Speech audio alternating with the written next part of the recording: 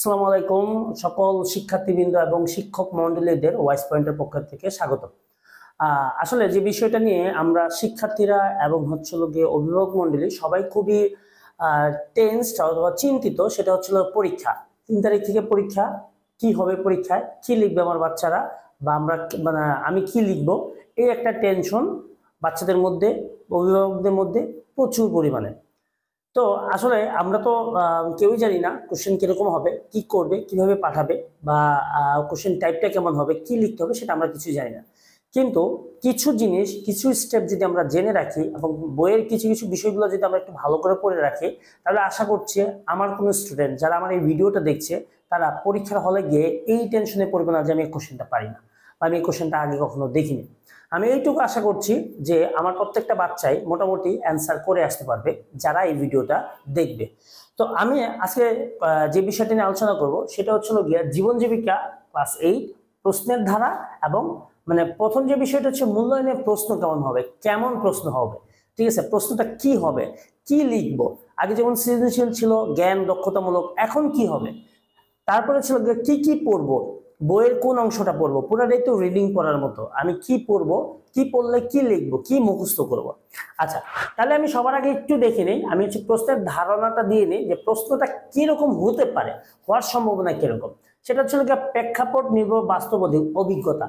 প্রেক্ষাপট অনুযায়ী বাস্তব অভিজ্ঞতাটা কেমন হতে পারে সেটা হচ্ছে বিষয়। যেমন যদি একটা কোশ্চেন আমরা বলি যে আর্টিফিশিয়াল ইন্টেলিজেন্স ব্যবহার করে বা এআই ব্যবহার করে তুমি তোমার জীবনে কি কি কাজ করেছো, এটার একটা কোশ্চেন হতে পারে। যে এটা প্রথম কোশ্চেনটা এরকম হতে পারে যে প্রেক্ষাপট নির্ভর বাস্তব অভিজ্ঞতা, তুমি তোমার বাস্তব অভিজ্ঞতায় কি কি কাজে অংশগ্রহণ করেছো, ঠিক আছে, আর্টিফিশিয়াল ইন্টেলিজেন্স নিয়ে। বা তুমি তোমার পারিবারিক মজুদে তুমি বা পারিবারিক যে খতিয়ানে তুমি কতটুকু অংশগ্রহণ রাখছো, বা তুমি তোমার পারিবারিক বাজেটের সাহায্যে তুমি কতটুকু অবদান রাখতেছো। তারপর হচ্ছে গিয়ে যে সেকেন্ড যে বিষয়টা, সেটা হচ্ছে প্রতিফলনমূলক পর্যবেক্ষণ। তুমি আর্টিফিশিয়াল ইন্টেলিজেন্স বা পারিবারিক বাজেট বা পারিবারিক মজুদে তুমি যে অংশগ্রহণ করতেছো, এতে করে তোমার ফ্যামিলি বা তোমার আশেপাশের মানুষদের কিরূপ প্রতিক্রিয়া, সে সম্বন্ধে তোমার আলোচনা লেখো, বা তুমি পর্যবেক্ষণ করে তুমি তোমার মতো করে লেখো। বিষয়টা এমন হতে পারে যে প্রতিফলনমূলক পর্যবেক্ষণের বিষয়টা কি, কোন একটা টপিক বলবে, বলার পরে তারপরে তুমি এটার উপরে তুমি তোমার মতবাদ প্রদান করবা যে এইরকম হতে পারে, বিষয়টা এরকম হয়েছে, বা আমার দেখা ঘটনাটা এরকম হতে পারে। তারপর হচ্ছে বিমূর্ত ধারণায়ন। বিমূর্ত ধারণায়ন হচ্ছে গিয়ে তোমাকে কোন একটা বিষয় প্রপারলি ডিসক্রাইব করতে হবে। বিষয়টা হচ্ছে গিয়ে আমরা এটাকে কি বলতে পারি, ভাবার্থক যে বিষয়গুলা, ঠিক আছে, ভাবার্থক মানে কোন একটা ঘটনা। আমি যদি বলি লেজার, মনে করো তোমাদের বইতে দেওয়া আছে খতিয়ান, যে পারিবারিক বাজেটের একটা খতিয়ান দেওয়া আছে। খতিয়ানটা থেকে তুমি কি বুঝলে এবং তোমার শিক্ষা কি এবং তুমি কি করবে, পরবর্তীতে তোমার কোন কোন বিষয়গুলোতে বেশি নজর দেওয়া উচিত।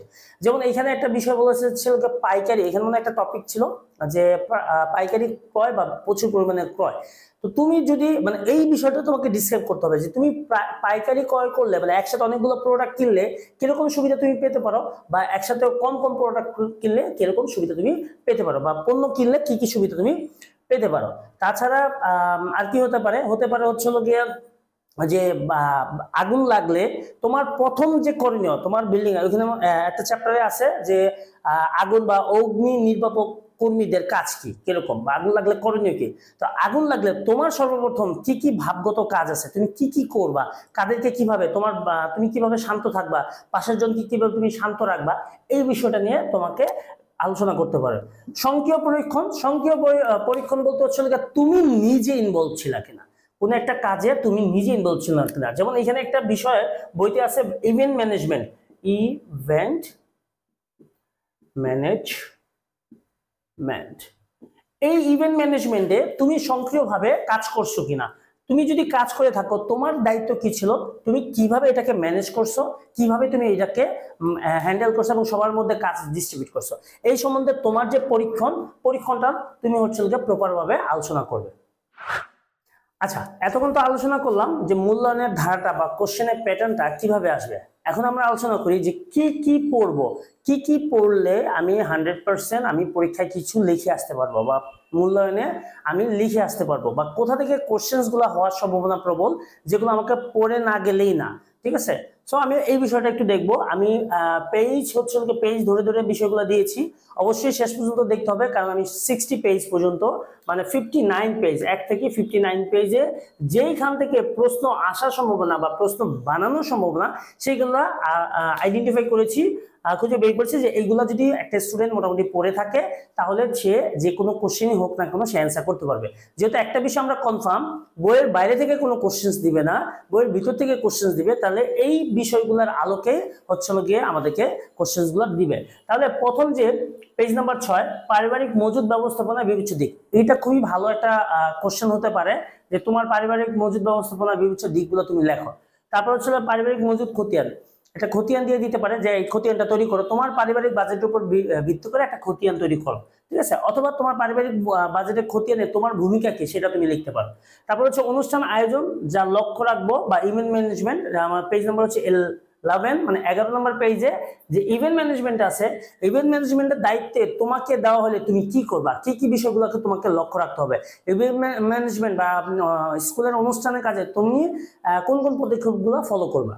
আচ্ছা, তারপর হচ্ছে ইভেন্ট ম্যানেজমেন্টের দক্ষতা অনুশীলন, পেজ নাম্বার হচ্ছে 13, কি কি বিষয়গুলোকে তোমাকে মাথায় রেখে বা অনুসরণ করে তারপর তোমাকে ইভেন্ট ম্যানেজমেন্টটা করতে হবে, ঠিক আছে, অনুষ্ঠানটাকে করতে হবে, এই বিষয়টা তোমাকে ভালো করে পড়ে নিতে হবে। তারপর হচ্ছে প্রজেক্ট ওয়ার্কের সংক্ষেপ, তোমার পেজ নাম্বার 14তে প্রজেক্ট ওয়ার্ক কিছু সংক্ষেপ আছে, সেই সংক্ষেপগুলো তোমাকে ভালো করে মনে রাখতে হবে। যেভাবেই হোক দেখবে যে এই কোশ্চেনটা যদি দিয়ে দেয় তোমাকে এই প্রজেক্ট ওয়ার্কের 5টা না 6টা পয়েন্ট আছে, পয়েন্টগুলোকে তোমাকে ডিসক্রাইব করতে হবে বাবা, লিখতে হবে আর কি। 19 থেকে 20 পেজ আগুন লাগলে, যেহেতু মানে আগুন লাগার বিষয়টা এখানে দেওয়া আছে, কিন্তু বর্তমানে আমাদের দেশে যে সাপে কাটার একটা বিষয় আছে, প্রচুর পরিমাণে রাসেলস ভাইপার, এটা নিয়ে প্রচুর পরিমাণে আতঙ্ক, তর্ক বিতর্ক অনেক কিছু আছে। সাপে কাটলে করণীয় কি এই বিষয়টা তোমরা একটু জেনে নিবা, একটু গুগলকে বলবা, গুগল বলে দিবে, গুগলকে বললে মোটামুটি বলে দেয়, রাইট অ্যান্সার গুলো মোটামুটি দিবে। গুগলকে বললে তোমার একটু আইডিয়া থাকবে যে সাপে কাটলে আসলে কি। এই কোশ্চেনটা হওয়ার সম্ভাবনা প্রবল, কারণ বর্তমানে বাংলাদেশের সাপে কাটার প্রবণতা বা রাসেলস ভাইপারের যে একটা প্রবণতা সেটা নিয়ে প্রচুর চর্চা হচ্ছে। সো আগুন লাগলে করণীয় কি বা হচ্ছে সাপে কাটলে করণীয় কি এই বিষয়টা তোমরা একটু জেনে নিবা। আগুন লাগলে করণীয় কি সেটা তো বই দেওয়াই আছে, সাপে কাটলে কি করতে হবে সেই বিষয়টা নিয়ে তোমরা একটু নিজেরা গার্ডিয়ানদের সাথে কথা বলতে পারো, বা ইউটিউব না, আই মিন গুগল দেখতে পারো। ইউটিউব প্রপার ইনফরমেশন দিতে নাও পারে, গুগলকে যদি বলো যে সাপে কাটলে করণীয় কি, গুগল দেখবো অনেকগুলো লিস্ট দিয়েছে, তোমার পছন্দ মতো মানে তুমি যেগুলো মনে রাখতে পারবা সেই বিষয়গুলো তুমি লিখবা, এবং গুগল প্রথম থেকে মানে মেজর গুলা দিতে দিতে তারপর হচ্ছে গিয়ে মাইনর গুলা দেয়। সো উপরে গুলা পড়ে রাখলে সবচেয়ে বেস্ট হবে। চাহিদার সঙ্গে পেশার দক্ষতা পরিবর্তন, পেজ নাম্বার 23, চাহিদার সঙ্গে, যেমন এইখানে দেওয়া আছে যে একজন আগে মুড়ি মানে ঘুরে ঘুরে বিক্রি করতো, তারপরে দেখা যাচ্ছে যে সুপার শপ। তো এই বিষয়টা চাহিদার সঙ্গে সঙ্গে কোন কোন পেশাগুলো পরিবর্তন হয়েছে এবং আগের চাহিদার সাথে এই চাহিদার পার্থক্য, এই বিষয়গুলো নিয়ে আলোচনা হতে পারে। তোমরা এটা যেহেতু ওইখানে প্রশ্নের ধারণাটা আমি বলছি প্রতিফলনমূলক বা ভাবগত কাজ, বা হচ্ছে গিয়ে তোমার তুমি সংযুক্ত আছে এমন কোনো কাজের সাথে। তারপর খাত ভিত্তিক পেশার ভিন্নতা দক্ষতা, যারা গ্রাম অঞ্চলে আছে তারা হচ্ছে কৃষিকাজ, তারপরে হচ্ছে গিয়ে তোমার স্কুলগুলোতে যে প্রয়োগ হচ্ছে এই বিষয়গুলা বিষয়ভিত্তিকের উপর তোমাকে লিখতে হতে পারে, ঠিক আছে। প্রতিফলনমূলক কাজ, তুমি এখান থেকে কি শিখলে, এই পেশা থেকে তুমি কি জানলে, কি বুঝলে, এই বিষয়টা। তারপর হচ্ছে মৌলিক দক্ষতা ও কারিগরি শিক্ষা প্রযুক্তি, 33 থেকে 34 পেজ, এইটা ইম্পর্টেন্ট। মৌলিক শিক্ষা বলতে আমরা যে বিষয়টা বুঝি যে তুমি মৌলিক শিক্ষাটা কিভাবে কারিগরি শিক্ষাতে প্রয়োগ করবা, বা কারিগরি শিক্ষাটা তুমি কোথায় কোথায় প্রয়োগ করতে পারবা, কিভাবে প্রয়োগ করতে পারবা, সেই বিষয়টা নিয়ে কিন্তু তোমার দক্ষতার উপরে মানে কোশ্চেন আসতে পারে বা কোশ্চেন হইতে পারে। তো এই বিষয়গুলোকে তোমাকে অবশ্যই পড়ে রাখতে হবে।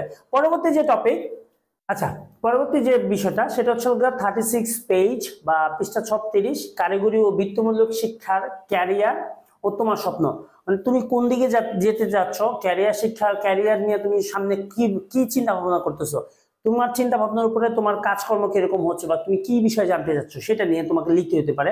কৃত্রিম বুদ্ধিমত্তা এআই, 44 থেকে 45 পেজের সুন্দর কিছু ঘটনা দেওয়া আছে, তার উপরে ভিত্তি করে তোমাকে কিছু লিখতে দিতে পারে। এইখান থেকে কোশ্চেন হওয়ার সম্ভাবনা প্রবল, কারণ এআই বিষয়টা নিয়ে খুবই চর্চায় আছে, পুরো বিশ্বই এআই নিয়ে খুব চর্চায় আছে। তারপর হচ্ছে ভবিষ্যৎ পেশার দক্ষতা, ভবিষ্যতে কোন কোন পেশাগুলার মানে দক্ষতা তোমার জানা দরকার, যেমন হচ্ছে গিয়ে ওয়েব ডেভেলপিং, তারপর ডেটা সোর্সিং, বিশ্লেষণ, এই বিষয়গুলোকে তোমাকে লিখতে হবে এবং তুমি তোমার মতো করে লিখতে পারো। 50 পেজে কতগুলো পেশার নাম দেওয়া আছে। এই পেশাগুলো তুমি চাইলে যে পেশার কাজগুলো কি, বৈশিষ্ট্যগুলো কি কি, ঠিক আছে, চাইলে তুমি গুগলকে একটা একটা করে লিখে দিলে গুগল লিখে দিবে। তুমি জাস্ট এটা একটু একবার দেখে নিলেই দেখবা যে এই বিষয়টা নিয়ে আশেপাশে আমাদের অনেকেই অনেক রকমের কথাবার্তা বলে। তুমি একবার দেখলে তোমার কাছে এই জিনিসটা ক্লিয়ার হবে। গার্ডিয়ানরা যদি একটু মোবাইলটাকে মানে এই বিষয়গুলোকে যদি একটু খুঁজে বের করে দেন তাহলে সবচেয়ে বেটার হয়, ঠিক আছে। আর পরবর্তী যে পেজগুলো আছে সেটা তো টোটালি প্রকল্প বা অ্যাসাইনমেন্ট, একক কাজ বা দলীয় কাজ এখান থেকে দেওয়ার সম্ভাবনা প্রবল, কারণ এখানে সবকিছুই প্রকল্প, ভবিষ্যৎ প্রকল্প নিয়ে কথা বলা হয়েছে। তো পরবর্তী যে বিষয়গুলো সেগুলো আমি আমার যে বিষয়গুলো বলতেছি সেটা হচ্ছে যে এই বিষয়টা যদি আমরা পড়ি যা বা এই টপিকগুলো যদি আমরা ধরে ধরে পড়ি, আমরা গার্ডিয়ানরা যদি বাচ্চাদেরকে একটু হেল্প করি তাহলে হচ্ছে দেখা যাবে কি কালকের যে পরীক্ষা বা 2 দিন পরে যে পরীক্ষা, সে পরীক্ষাতে হচ্ছে তাদের একটা মানে টেনশন দূর হবে যে হ্যাঁ মোটামুটি আমি বইটা সম্বন্ধে আমার আইডিয়া আছে, বইটা থেকে আমি পারি, যাই আসবে না কেন আমি এটা অ্যান্সার করতে পারবো, তাহলে তাদের এই ভয়টা মানে থাকবে না আর কি। তো এই হচ্ছে বিষয়। এবং পরবর্তী ভিডিওগুলো, পরবর্তী সাবজেক্টের ভিডিওগুলোকে এরকম বিশ্লেষণ যদি দেখতে চান, জানতে চান, তাহলে অবশ্যই আমাদের চ্যানেলের সাথে থাকবেন এবং যে কোনো ধরনের সমস্যা, কোনো কোশ্চেন যদি থাকে কমেন্ট সেকশনে জানাতে পারেন, অথবা আমাদের যে ওয়েবসাইট আছে ওয়াইস পয়েন্ট, ওইখানে নক করলে, কোশ্চেন্স করলে বা ফেসবুক পেজে নক করলে আমরা আপনাকে এই কোশ্চেনগুলো অ্যান্সার দেওয়ার চেষ্টা করবো। তাহলে আজকের মতো এই পর্যন্তই। সবাই ভালো থাকবেন এবং ভালো করে পরীক্ষা দিবেন, প্রিপারেশনটা যেন একটু ভালো থাকে।